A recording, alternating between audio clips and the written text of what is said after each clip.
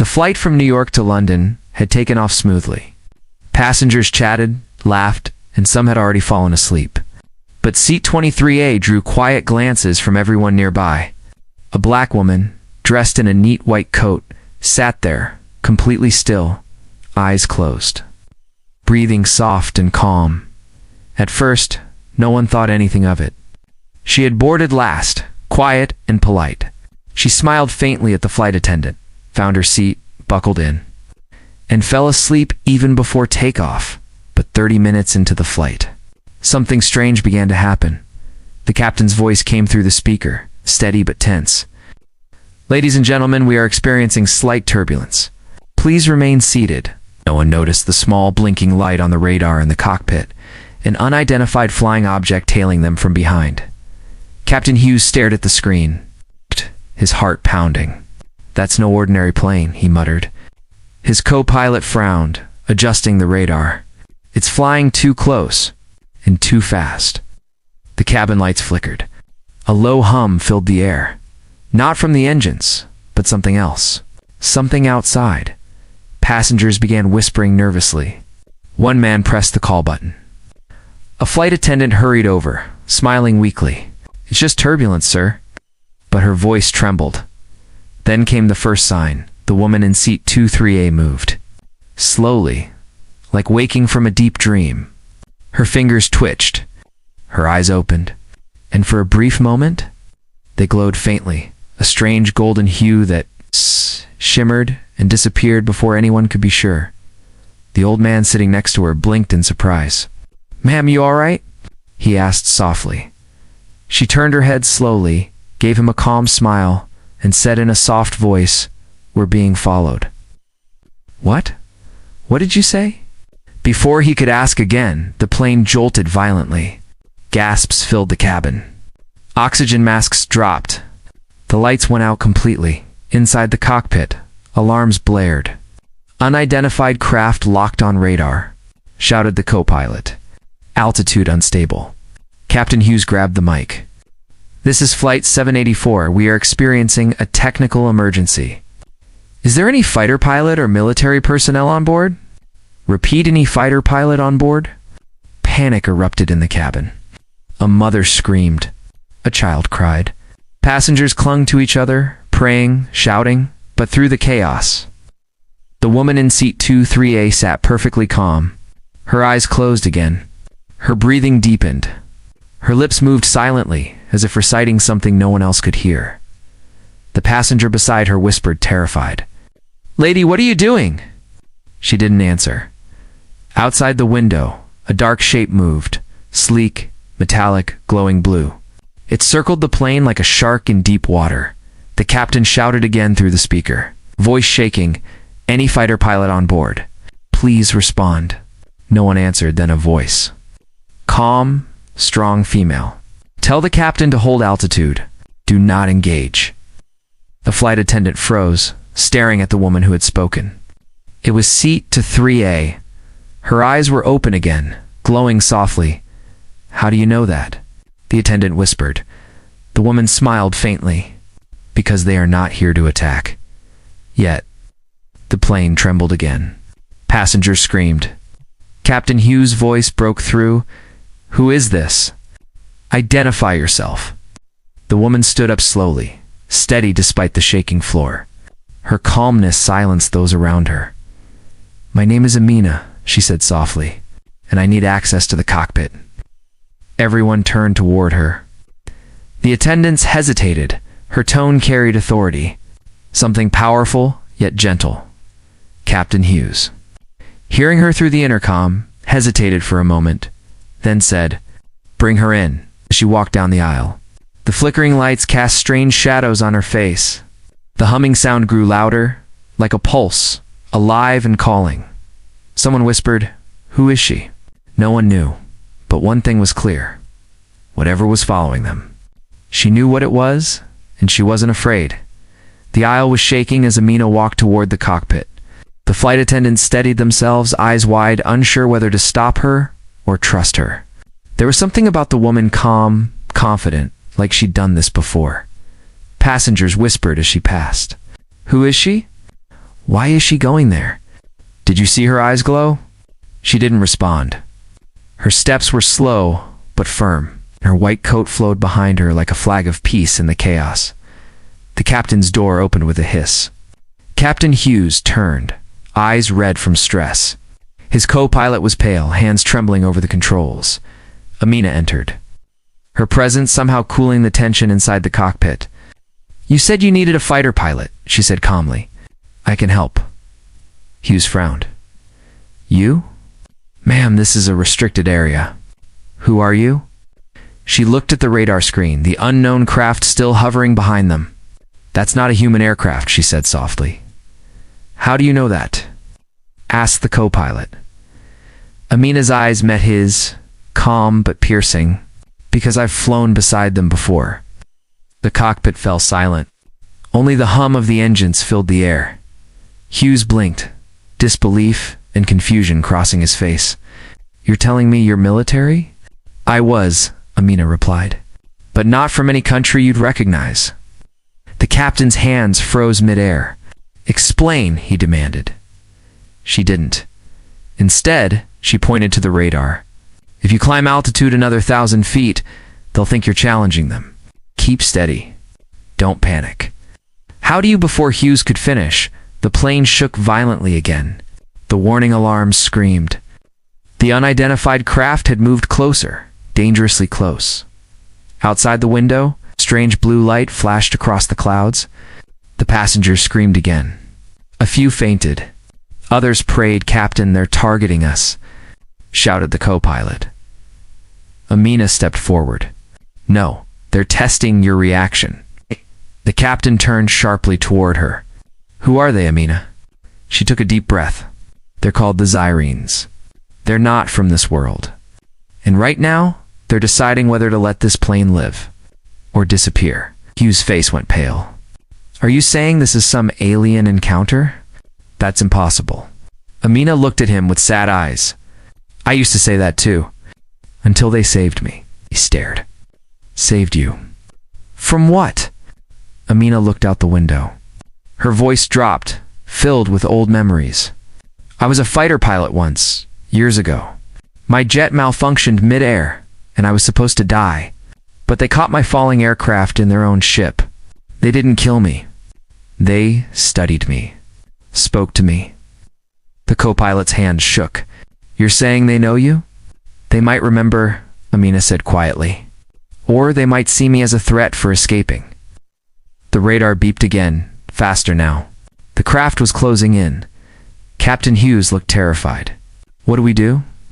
Amina closed her eyes for a moment, breathing slowly. "Tell the passengers to stay calm. Turn off all external lights. And do not use the radio." "Why not?" "Because they're listening." The captain hesitated but followed her orders. The lights dimmed, and the plane glided through the night sky like a ghost. The blue glow outside followed them, circling but never attacking. Down in the cabin, people clutched each other in silence. The atmosphere felt heavy, unreal. A child whispered to his mother, "Is it a monster?" The mother couldn't answer in the cockpit. Amina stood tall behind the pilots, her eyes fixed on the shifting lights outside. "They're testing my response," she murmured. "Yours?" Hughes asked. Amina nodded slowly.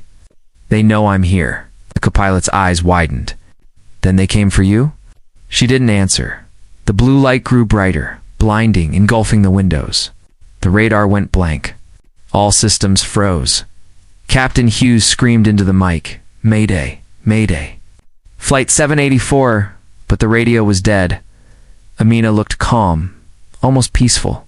"It's beginning," she whispered, and then everything went dark.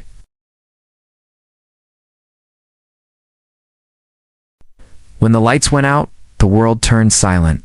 No hum of engines, no beeping alarms, only the soft breathing of hundreds of terrified passengers.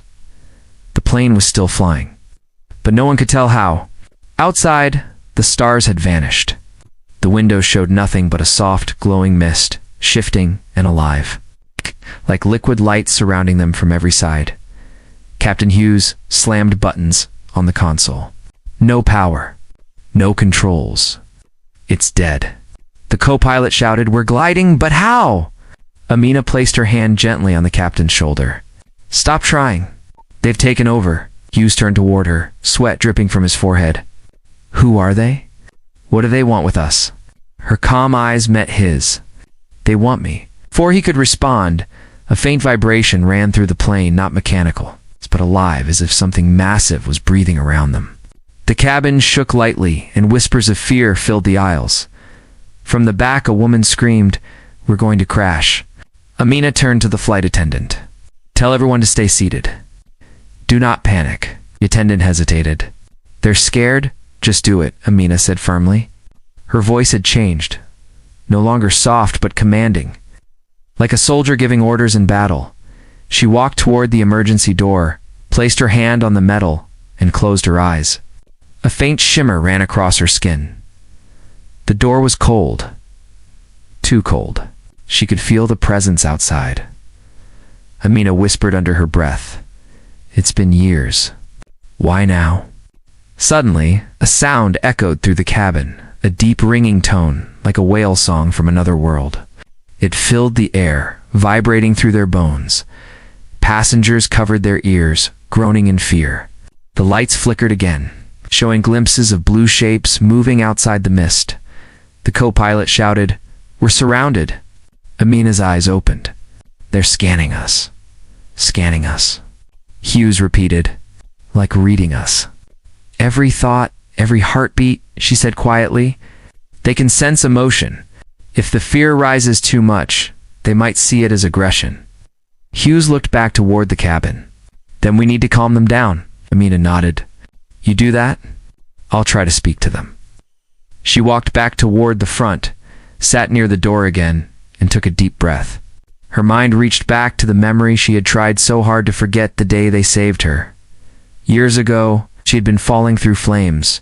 Her fighter jet hit, her controls dead. Just as she closed her eyes to die, the fire turned blue, and a voice entered her head. You are not ready to end. It pulled her into their craft, healed her wounds, and shown her visions of stars of other worlds beyond human reach. Then, without warning, they had erased her from radar and sent her back home. No one believed her story. She left the Air Force and disappeared. Now they were here again. Her heart pounded. What do you want? She whispered into the air. A light formed outside the window, not blinding, but soft and pulsing, as if it could hear her. A voice faint and echoing inside her head answered, You broke the promise. Her breath caught. What promise? The voice deepened. You've told them about us. Her eyes widened in shock. No. I told no one you wrote it. A tear rolled down her cheek. The book. The one she wrote years ago under a false name. A story she thought no one would ever read. It was called The Sky Between Worlds. Amina's chest tightened. It was fiction. You gave them our name? Suddenly, the light outside grew brighter, surrounding the plane completely.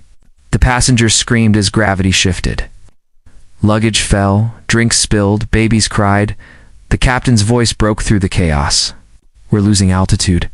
No, Amina said quietly. We're being taken. Her words came true. The clouds opened like a curtain, and the plane rose, not down, but up. Higher than any human craft had ever gone, inside. The passengers held hands and prayed. Outside, the earth was slowly shrinking beneath them, and for the first time in her life, Amina was truly afraid. The silence was endless. When the passengers opened their eyes, the world outside the windows was no longer dark. Instead, it glowed with soft silver light, like dawn on another planet. The clouds were gone. The stars were brighter, too close, too many. And below them wasn't the curve of Earth, but a sea of glowing blue mist that looked alive, swirling gently like waves made of light. Captain Hughes blinked at the radar. The screen was blank. No signal, no altitude, nothing. He tried the radio again, but only static replied. Where are we? The co-pilot whispered. Amina stood behind them, her face calm but pale.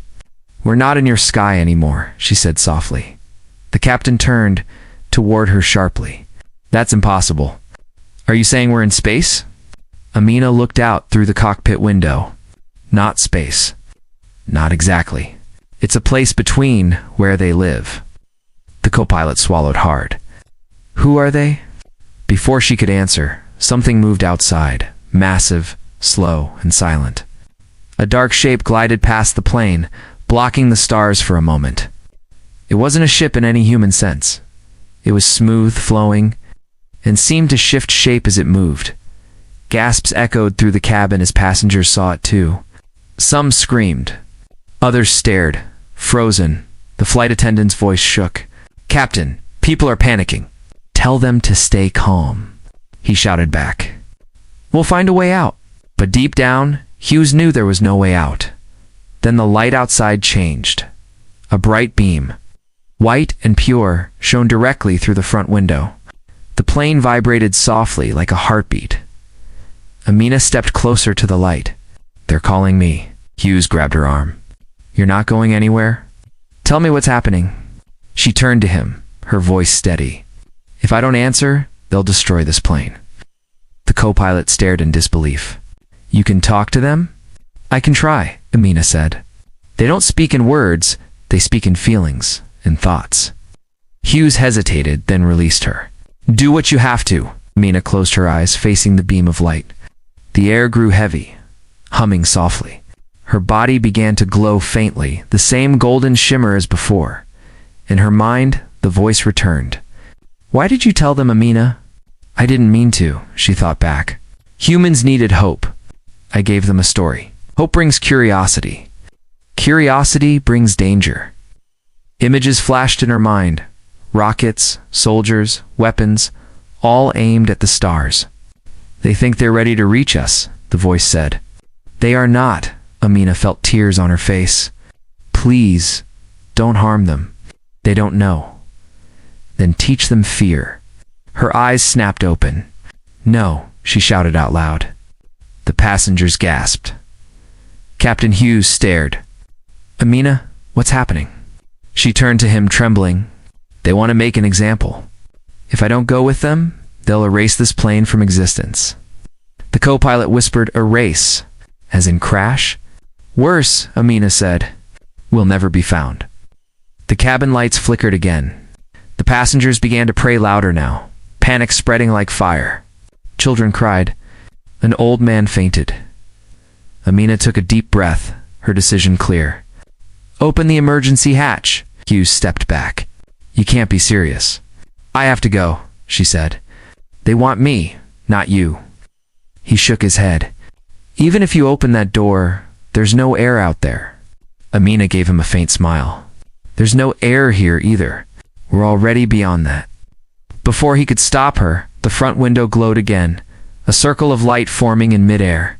It wasn't burning or blinding, just warm and endless.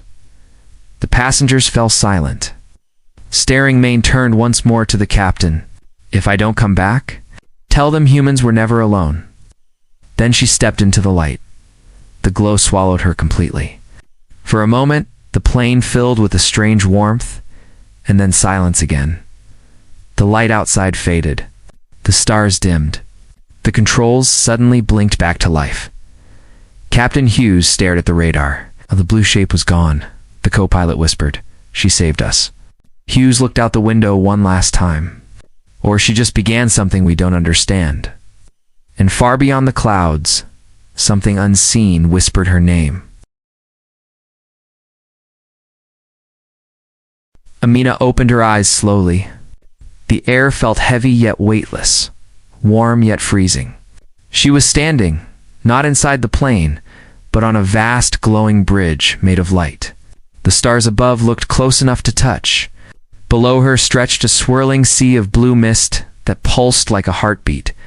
She looked down at herself. The white coat was gone. In its place was a silver suit that seemed alive, breathing with faint light. Her reflection shimmered faintly on the surface beneath her feet. A soft hum surrounded her music, but not human. It vibrated through her bones. She turned slowly and saw them. 3 figures stood at the far end of the bridge, tall, slender, and radiant, not made of flesh, but of flowing energy, like liquid glass in motion. Their faces were calm, unreadable, eyes glowing with colors that changed every second. Amina swallowed hard. "You brought me here," she said quietly. The center figure stepped forward. Its voice wasn't heard through sound. It echoed inside her head. "You returned to us, Amina?" She took a step back. "You forced me. You took an entire plane. The humans were in your path. We brought them with you. They're innocent. Let them go." The figure tilted its head slightly. "We will when you remember." "Remember what?" "The promise." Mina frowned. Her memories were foggy, scattered like dust. "I don't understand." The figure raised its hand. The air around them shimmered. Suddenly images appeared, floating visions made of light. She saw herself years ago, standing in the same place, younger, injured, terrified. One of the beings touched her forehead, saying, "You will forget us until the time comes." Her breath caught. You erased my memory?" "We protected you," the voice replied. "Your world was not ready." "Ready for what?" The figure stepped closer. Its eyes dimmed to a deep blue. "For the truth that humans are not alone, and never were." Mina trembled. "Then why bring me back?" "Because now your kind has started looking beyond the line. They have built weapons that touch our borders. You opened the door with your story, and now they follow your voice." She shook her head, stepping closer. "You can't blame me for giving people hope," the being repeated. Voice echoing softly is a dangerous thing when tied to fear. Behind her, a sudden flash lit the horizon. A vision of Earth appeared, with satellites and rockets rising into space. Then explosions, fire, silence. Amina gasped. "What are you showing me?" "What comes next if your kind keeps reaching without understanding?" Tears filled her eyes. "So you want me to stop them?" The being nodded once. "You will return. You will make them forget this encounter. You will bury your story forever." Amina's voice trembled. "And if I don't?" The air turned cold. The mist below grew darker. The being's voice deepened, filled with sorrow. "Then we erase this flight, and every soul aboard it." Amina froze. Her mind flashed with faces: the captain, the crying child, the terrified mother holding her baby. "No," she whispered. "I'll do it. I'll go back." The figure's glow softened. "Then you remember your duty." The bridge of light began to dissolve beneath her feet. The blue mist rose around her like smoke. Her body grew lighter, fading, till only her eyes glowed faintly in the dark. Before everything vanished, the voice spoke one last time. "You are the bridge now. The line between what was and what must never be." Amina's heart raced. The light swallowed her whole, and then silence far away. On Earth's radar screens, Flight 784 suddenly reappeared. Right where it had vanished hours ago, the captain blinked at the instruments. "Altitude stable. We're back?" No one could explain what had happened. But one seat, Seat 23A, was empty. Only a faint silver glow remained on the fabric. The landing was rough. Tires screeched, oxygen masks swung from the ceiling, and passengers screamed as Flight 784 touched down at Heathrow Airport. When the plane finally stopped, silence heavier than fear filled the cabin. Captain Hughes sat frozen, hands still gripping the controls. "Tower, this is Flight 784. He spoke slowly, voice shaking. "We're back." Static answered at first, then a confused voice replied, "Flight 784. You disappeared from radar 6 hours ago. Where have you been?" Hughes stared at the radio. 6 hours? To him it felt like minutes. The co-pilot looked around the cockpit. "Captain, where's Amina?" He turned. Her seat near the door was empty. Only a faint shimmer, like dust glowing in sunlight, floated in the air. The cabin crew opened the doors. Paramedics rushed in. Passengers were crying, hugging, calling loved ones. Everyone was alive, but something in their eyes was different. They had seen something no one could explain. A journalist waiting at the airport asked, "What happened up there?" A woman with shaking hands whispered, "We saw heaven, and something watching it." Authorities took everyone into a quiet terminal for questioning. Military officers stood by, recording testimonies. a man in a dark suit approached Captain Hughes. "I'm from the Aviation Investigation Bureau. You'll need to tell us everything." Hughes nodded, still dazed. "We lost power mid-air. Radar contact vanished. Then, light. A bright light?" The officer leaned forward. "Was it an attack?" Hughes hesitated. His mind replayed Amina's calm eyes, her voice saying, "They're not here to attack." Yet, he shook his head. No, it wasn't human, but it wasn't an attack. The officer frowned. Then what was it? Hughes looked down. A warning. In another room, passengers gave their statements, each story different, yet all somehow the same. "I saw blue shapes in the clouds. She talked to the light. The woman vanished, but saved us." But when investigators checked the passenger list, confusion spread. There was no record of anyone named Amina. No ticket. No ID, no digital trace at all. The seat number 23A had been marked unnest. Captain Hughes refused to believe it. He called the ground crew, the booking office. Even checked CCTV, but every recording from boarding time showed nothing, just a strange flicker in the camera feed where she should have been. That night, Hughes couldn't sleep. He sat in his hotel room, staring out the window at the cloudy London sky. He poured a drink, then noticed something on the table, a small, thin book. He picked it up. The title read, "The Sky Between Worlds" by Amina Arcole. His hands trembled. He opened the first page. Inside was a handwritten note. "You were never alone in the sky. Tell them to stop looking for us." A chill ran through him. He turned to the window, and for a moment he saw it. A faint blue glow among the clouds, moving like a wave, fading into the night, far away. In the control room, a radar technician gasped. "Sir, I'm getting a reading, same frequency as the Flight 784 anomaly." The supervisor frowned. "Where?" "Over the Atlantic. Same coordinates." The supervisor leaned closer. "Another plane?" The technician shook his head. "No, just one life sign. No aircraft." The radar blip pulsed softly, then disappeared. Back in the hotel, Captain Hughes whispered Amina. He didn't know if she was human, angel, or something else. But one thing was certain, she had kept her promise. The world would never know what really happened above the clouds. Official reports called it a navigational blackout due to magnetic interference. The passengers were told to forget. But sometimes, at night when planes crossed that same route, pilots report strange lights following them, glowing blue, silent, steady, and once. A pilot swore he heard a soft female voice in his headset whisper, "Maintain altitude. Do not fear the light."